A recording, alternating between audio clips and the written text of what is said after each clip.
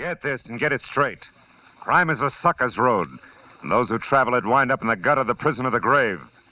There's no other end, but they never learn. Wrigley's Spearmint Chewing Gum, the refreshing, delicious treat that gives you chewing enjoyment, presents for your listening enjoyment Raymond Chandler's most famous character in The Adventures of Philip Marlowe.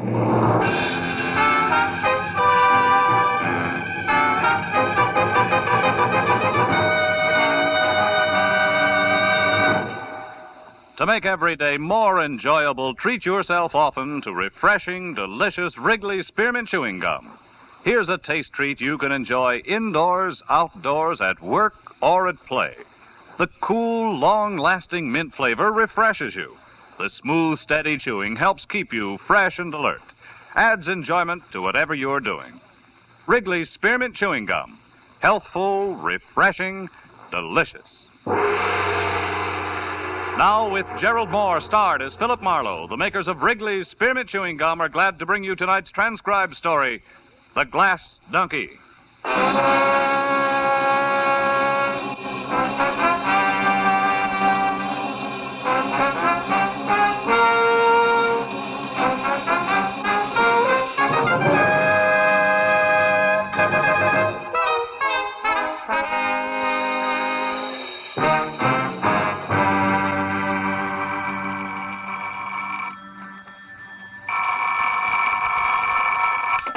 Hello, Philip Marlowe. Oh, this is Matthews, Phil. Hi.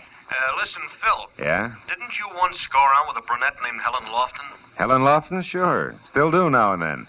Why, Lieutenant? Monday your night off? Not so as you'd notice, Marlowe. When was the last time you saw her? Oh, maybe a month ago. Hey, what is this? You sound real official. Yeah, I know. Sometimes I don't like it any better than the next guy. Look, Phil, did Helen have any big problems on her mind at that time? Just me. Hey, wait a minute, Matthews. Is Helen in trouble? Not now, but she was in lots of it 3 hours ago. At about 5 o'clock this afternoon, somebody put a bullet in her neck, Phil. Oh, no. It's down here at the morgue. If you think of anything, let me know, will you?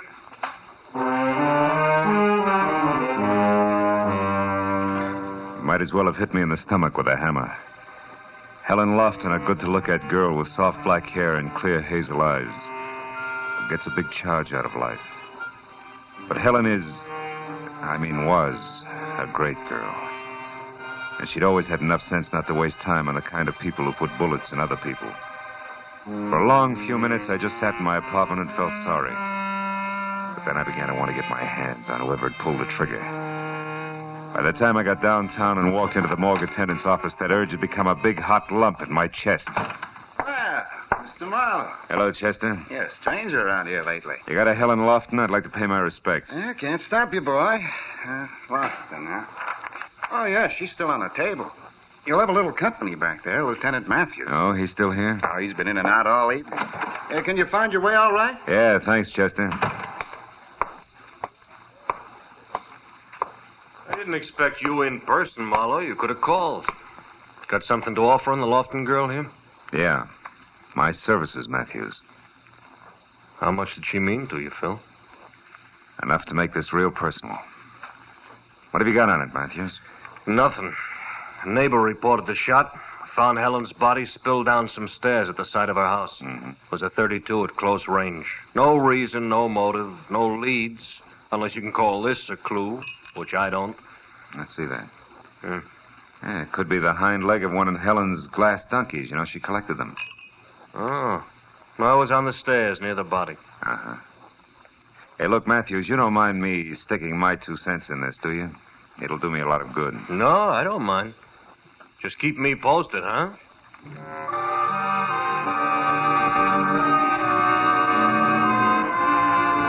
I drove out Sunset Boulevard, then north on Camino Avenue to the neat little house where Helen had lived. I sat very quietly back under some big magnolia trees. Someone had drawn the blinds on the 2 front windows, and it made them look like a pair of closed eyes. I walked around to the side door on the stairs where they'd found her body, and that's when I noticed a light on inside the house. The door was unlocked, so I went in. The light was coming from the bedroom, and when I got to that door, I saw a girl, blonde with harlequin horn rims, moving stiffly, like a lost somnambulist. I watched her drag one slow finger the full length of the dresser. When that was over, I said, "Hello." Who are you? I was a friend of Helen's, Philip Marlowe. You? Lila Hughes. You startled me. I thought I was alone in here, and after all that's happened. Yeah. Did you, did you know Helen pretty well? Yes. I was just about her only girlfriend. You see, we worked together in the same office and had the same boss. Uh-huh. I guess they're going to want me to do something about all of her things now. Yeah, it's real tough. Everything in the house is just another reminder. Even this little sherry decanter. Here. But that's Helen's. It's all right. Sit down. Drink it. At least it'll do you good. Look, Lila, I gotta know why this happened to Helen. It doesn't make sense. Can you help me? Any idea at all? No, the police have already talked to me about it. Please, Mr. Marlowe. I know this is unpleasant for you, but I need some answers. It's been over a month since I saw her last. Who's she been going with lately? I don't know. Helen never said much about her dates. Who's your boss? Mr. Maffey? Mm-hmm. Oh, she dated him a few times, but so have I. Surely you don't think Mr. Maffey... No. I just want to talk to him, that's all. It's Norman Maffey. Maffey Real Estate Company on Wilshire. He lives on Ogden Drive, 3848. Thanks, Lila. Well, I'll be on my way now. Hey, look. Maybe you better come too, huh? Let all this go until tomorrow, when you're feeling better. Yes, I guess you're right.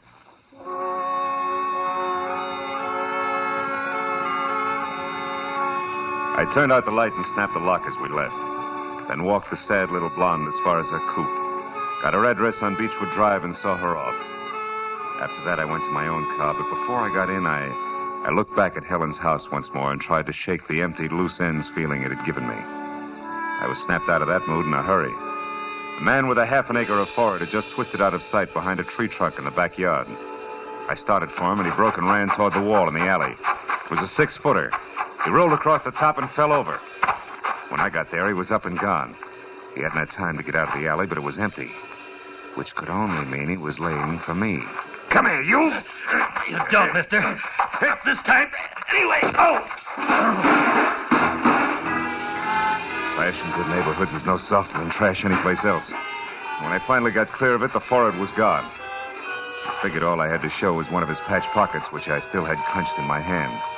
But there was something else. Glittering on the ground was what had been in that pocket. A little glass donkey with a hind leg missing. On the way back, I stopped once and tried to call Matthews, but he was out. So I drove on down to Ogden Drive as far as number 3848. A gray at the temples type in blue flannel opened up. Yes? Mr. Maffey? Are you a reporter? No, I'm a friend of Helen Lofton's. Also, I'm a private detective named Marlowe. I'd like to talk to you. Private detective? Mm-hmm. Who hired you, Mr. Marlowe? Who are you working for? Myself? Like I said, Helen was a friend of mine. Well, I'm quite busy, Marlowe, but come in. Uh-huh. Back this way, to the den. I've already been interviewed by the police. You may be again. It's not quite like being vaccinated, Mr. Maffey. Now, just why have you come here to see me? Because I intend to find out who shot Helen. What makes you think I'd have the remotest idea? Nothing special. She worked for you, didn't she? So do several other people. You dated her? Yes, I did. She was a very attractive girl, but that was no reason for me to kill her. There was no reason for anybody to kill her. Mr. Maffey, suppose I was to tell you that I'm acquainted with your wife. Oh, so that's it. You cheap blackmailer. Get out. Then you do have a wife, huh? Now, look here, Marlowe. You don't have to be sly with me. I'm not hiding anything. Ask me what you want to know and get out of here. How come Mrs. Maffey doesn't object when you dine and dance the office help? Because we've been separated for several years. Separated, but not divorced, huh? That's right. She lives in San Diego, and we have as little as possible to do with each other. My bank takes care of our only mutual interest. She refuses to give me a divorce. Did you tell the police all this? They didn't ask. Did they happen to ask where you were this afternoon about 5? As a matter of fact, they didn't. I wasn't being treated as a suspect then. And I don't intend to be now. Okay, Mr. Maffey, where were you? Now, look, I'm a private detective. Remember, I'm not even taking notes. All right, Marlowe, all right. Been having business troubles lately. A lot on my mind. I was out driving in my car, trying to relax. Can't prove it, can you? No, probably not. I don't expect to have to try. All right, tell me something else. Do you happen to know anything about a man with a very high forehead, a young guy, maybe 30, about 6 feet tall? Yes, I do. Helen went out with a fellow like that recently. What's his name? Victor Semra, I think. Why? Well, I ran across him tonight, and I didn't like his attitude. Sure, that's it. I'll bet on it. What? What are you staring at? This ashtray? No. That little donkey in front of a betting window. Thanks for everything, Maffey. I'll see you.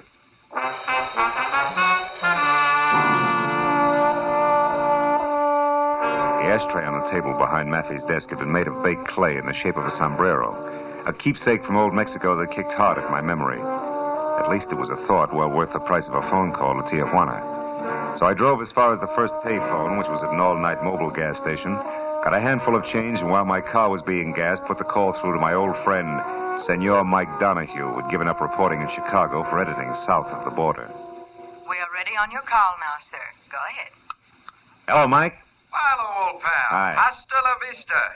What's cooking? You coming down to see me? Later on. Listen, Mike, I'm trying to find out about a glass donkey. A which? A donkey made of glass, a souvenir mule. It's got silver shoes and a silver halter. Oh, one of those things. That silverwork's strictly a Tijuana product, you know. Yeah, I know. Peddle them at the highlight games down here. Out by the betting windows? That's right. Can't buy 'em anyplace else, Mike. No, not that I know of. Mm-hmm. Why, you want some? No, I've already got one. Well, thanks a lot, Mike. You've been a big help. Hey, wait a minute. What's the matter? As long as you're on the wire, Gumshoe, maybe you can help me. How? I got a big front-page mystery spread if I can get a little more dope. Ever hear of a babe around L.A. named, Mrs. Norman Maffey? Mrs. Norman Maffey? Yeah.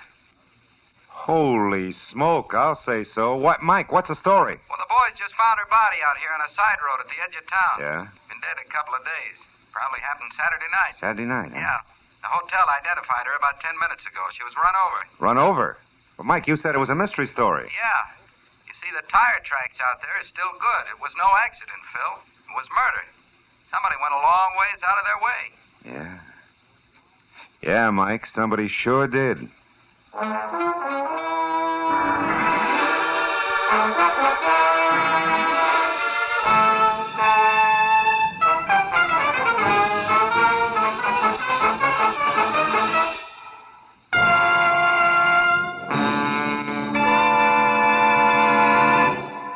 To make every day more enjoyable, treat yourself often to refreshing, delicious Wrigley Spearmint Chewing Gum. The lively, full-bodied, real mint flavor cools your mouth, moistens your throat, freshens your taste. And the chewing itself gives you a little lift, helps you keep going at your best. So for real chewing enjoyment that's refreshing and long-lasting, always keep Wrigley Spearmint Chewing Gum handy. Healthful, delicious Wrigley Spearmint Gum will make every day more enjoyable. Now with our star, Gerald Moore, the second act of Philip Marlowe and tonight's exciting story, The Glass Donkey. When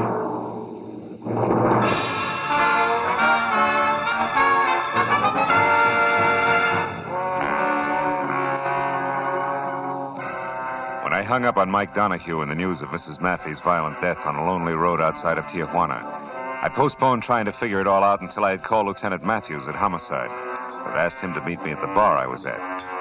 10 minutes later, Matthews was sitting opposite me and chewing on a cold pipe while I filled him in. Oh, now, easy, Phil. I'm a slow and steady boy. Now, question, who killed Helen Lofton? Answer, whoever killed Mrs. Norman Maffey. Why? Where's the tie? The glass donkey I just told you about. It came from Tijuana. So? So I figured that whoever sent it to Helen was, one, a friend who knew she'd get a kick out of a trinket like that. Yeah? And two, sent it before he or she decided to kill Mrs. Maffey.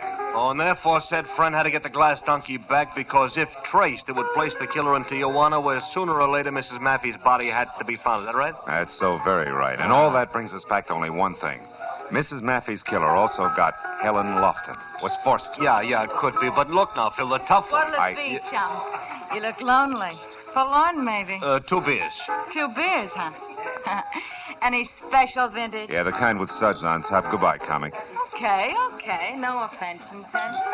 Oh, what was I saying? Oh, yeah, I was saying, Phil, the tough one. Now, who killed Mrs. Maffey? Mr. Maffey. The motive? He had the best motive. He hated his wife. Also, Matthews, when I talked to him, he was real vague about his whereabouts lately. And for a clincher, he did know Helen Lofton well enough and long enough to send her a cheap trinket, as in Donkey made of glass. Now, you impressed? A little, but you're holding back, Marlowe. I'm what? No, not on me, on yourself, Phil. Look, I know you. You don't usually leap at conclusions and over facts. That isn't your style. I'm trying to tell you, Matthews. With suds. You know, I told Kelly about that crack you made, mister, and Skip he it. said... Here. And goodbye again. We're busy. Yeah, I'll say. Too bad we ain't got tablecloths. You could impress me, chum. Writing down big numbers. You tip her, I'll break your arm. Yeah. Now, look at Phil. Could you be a little bit prejudiced about this guy? I- Now, Phil. Yeah. Sure, I'm prejudiced. I just don't like Norman Maffey's stuffy kisser and something else. I might as well admit I keep skipping that guy with a mile-high forehead and the boyfriend named Vic Samro because I don't exactly know how he figures in. I'm too impatient to wait around for the answer. Uh-oh. What is it, Phil? A game, Lieutenant calls. Speaking of the devil. Oh, don't look now, maybe? It's Forehead, Matthews. He was in the next booth catching it all. He's at the front door now, see? But he isn't running yet. He's just paying his check. Lieutenant, how about trying that cigarette machine over there while you talk to me like I was still here, huh? Gotcha. I'll take the back entrance out to the sidewalk. You'll know if I need help. Matthews underplayed his part neatly, and I got out the back door to the street where I spotted Semrau some 50 yards ahead, walking slowly toward an empty car, a new green Nash that was parked close to mine. But then suddenly he started running like he had just backed into a blowtorch. Before I knew it, he had piled into his car. When I was in mine and after him, the street became that much narrower as a truck the size of a battle wagon lurched out of a side alley without so much as thinking about a full stop. You stupid clown! What was that, Sonny? You heard me, Muscles. Sonny, you have a nasty tongue. You got a couple of funny ideas about driving. Hold right there, fellow. Read it and weep. A bat? Yeah, and the big letters spell police. Now get back in your cab there and wait. We'll chat in a bit. Oh, yeah, sure. Whatever you say, officer. Only this jerk was in a row. Oh! Like a trouble. It wasn't my fault. Marlowe, that still leaves us a big blank to fill in. Yeah. But while we're trying, Lieutenant, do you mind if I drop in on Mr. Maffey again? Alone, I mean? I'd like to try pinning the leg of the ducky on him. All right, Phil, but be careful, huh? It's fragile, you know, made of glass.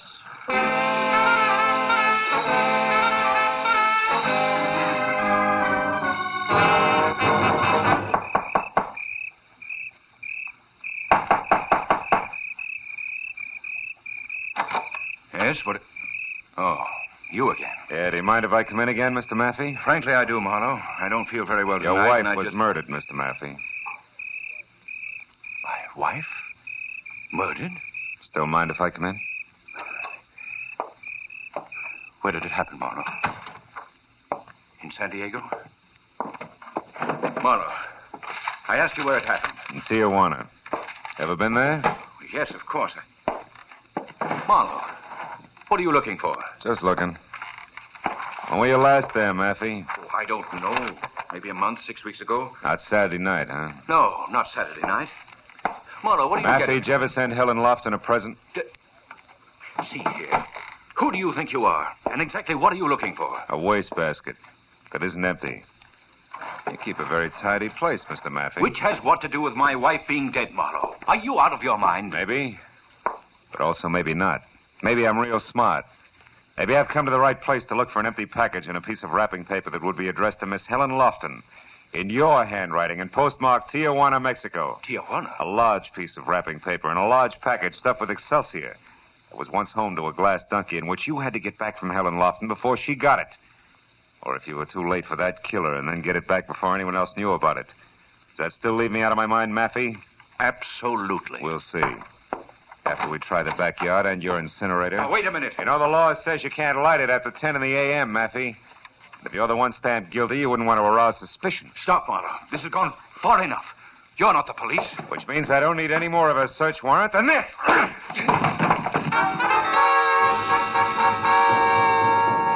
caught him right. He plopped to the floor, face down, like he was made of wet wash. When I rolled him over and was sure that a return engagement was still a long way off, I cut the lights, then went through the house and out into the kind of backyard that you had to call a garden. Beyond all the moon-bathed beauty and half hidden by a fountain that was backed up by an ivy trestle was what I wanted. A short, squat, scarred, ugly incinerator. The door was metal cold, and inside I found more encouragement. None of the paper that was jammed 3 feet deep in had burned. I started tossing the stuff out, counting more on the feel and sound of wrapping paper than anything else.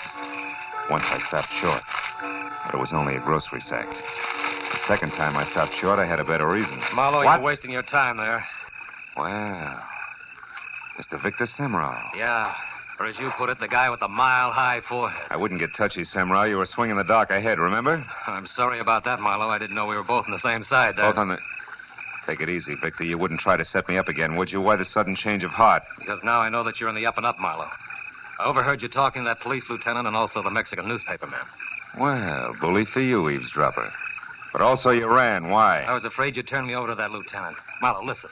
From the start, I've been trying to find Helen's killer. That's why I've been following you. I found that glass donkey in her porch, and, well, to get right to the point, Marlowe, I can tell you that the one who killed Helen and Mr. Maffey...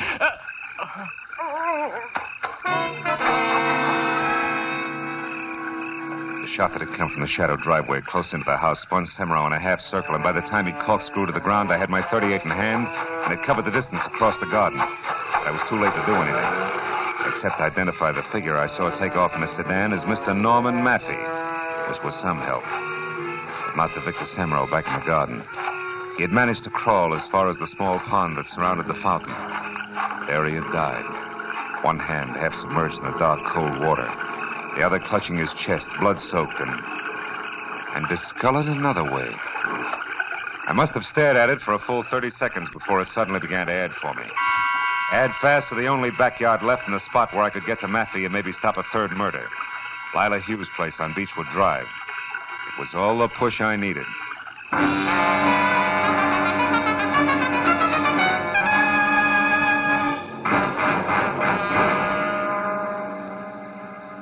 When I pulled up away from the place and got out of my car and ran for the back, only 10 minutes had gone by, and I was glad of it. Because standing next to an open, still-smoking incinerator, a piece of charred paper in his hand that I knew was the remains of the rapper I'd been after, was Norman Maffey.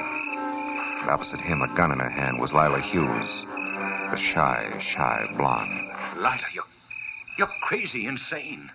Well, I saw you shoot Victor Semrau. And you must have killed... Of course it was me, honey. I killed him. I killed Helen. I killed your wife. Well, about her, I'm not sorry. I'd do it again. Lila, how could you plan an ugly, I ruthless... didn't plan anything, darling. I ran into her by accident. Tijuana's a small place. We started sociably. We had a few drinks, a drive to the outskirts in my car, and then talk. Talk of you, darling. I knew I could have you with her out of the way. Helen was no threat. You gave her up, so there was no one else to stand between us. And, honey, you hated your wife. But, Lila... But nothing. It was all very simple, darling. Helen was different. You see, I had to kill her. That piece of wrapping paper there that you just snatched from me, the paper I sent Helen a little gift in. That's the reason, Norman. I did have to kill her. And now you do have to kill me, too. Don't you, Lila? Oh, no. No, darling. Now the killing's done. I did it all for you, darling. Don't you understand? You devil. You she-devil. Oh, Norman, dearest, you don't know what you're saying. Honey, I tell you, I did all this for you. Remember that, darling. How can he ever forget it? Don't move, Lila. Don't breathe. Drop your gun there at your feet. No. No, I think I'll use it again. Even if you shoot, I'll use it. We belong together, Norman and I, and we're going to be together. No. She's dead. Marlowe, she did think she could shoot. Even if you did, didn't she? Yeah. That's what she thought, all right, Maffey. Call the police. They know where they can find me.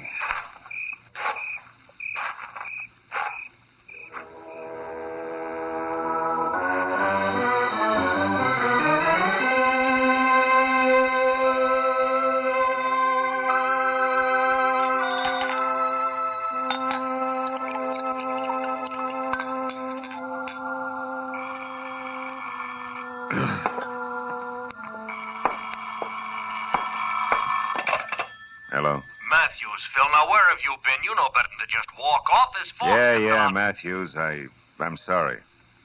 I've been out walking. What do you want to know? The one blank, Phil. What sent you over to Lila Hughes' place? Oh, Victor Semero, his hand was burned, blistered red. Like you'd been fishing around in a hot incinerator, huh? Yeah. That and what he had to say to me about us being on the same track. Lila Hughes was the only other one who was both close enough to Helen to send her that glass donkey and at the same time even remotely connected with Maffey. Uh-huh. Any idea what sent Semra to her backyard? I guess his tack all night was to follow me. When he tried to pick my trail up again after running from the bar, he thought Lila Hughes' place might be the answer. Turned out he was right. Real right. Yeah, he must have seen her around her incinerator lighting it, and then decided to get to you when he couldn't reach in after the wrapping paper. Yeah, something like that. With, of course, her taking off after him. Look, anything else, Matthews? Phil. Hmm? Phil, you weren't in love with Helen Lofton once upon a time, were you? No. No, Matthews. I wasn't in love with her. Yeah. Well, so long, Phil. And, look, I'm sorry about Helen. I mean, it's a crying shame. Yeah. Good night, Matthews. I'll come down to headquarters in the morning.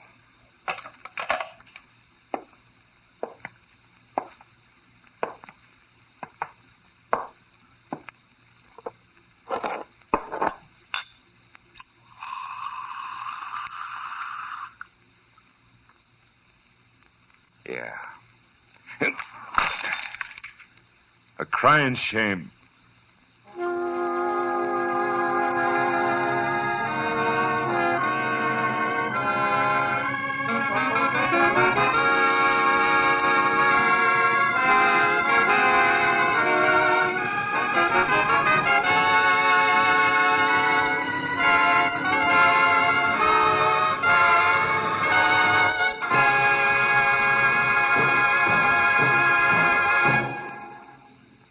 Remember, friends, to make every day more enjoyable, treat yourself often to refreshing, delicious Wrigley Spearmint Chewing Gum.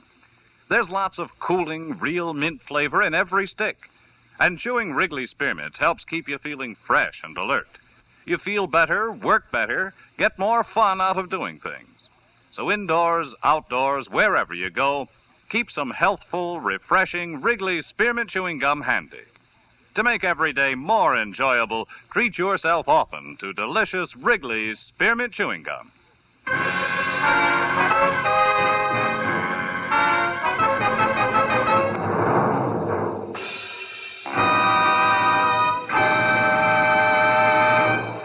The Adventures of Philip Marlowe, presented by Wrigley's Spearmint Gum, bring you Raymond Chandler's most famous character and star, Gerald Moore.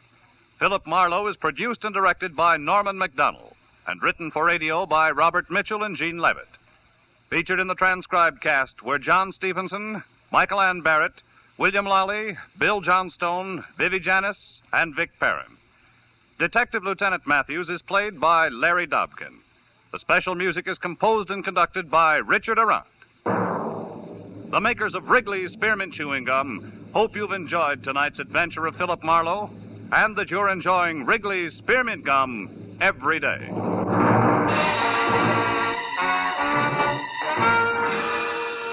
We invite you to be with us next week when Philip Marlowe says... This time it got off to a swashbuckling start at a pirate's cove. A map to a fortune in black pearls ran past a beautiful island girl, a conniving Malayan merchant, and stopped at a wild man from Borneo dead in a rusty hulk. All in the quiet outskirts of Los Angeles.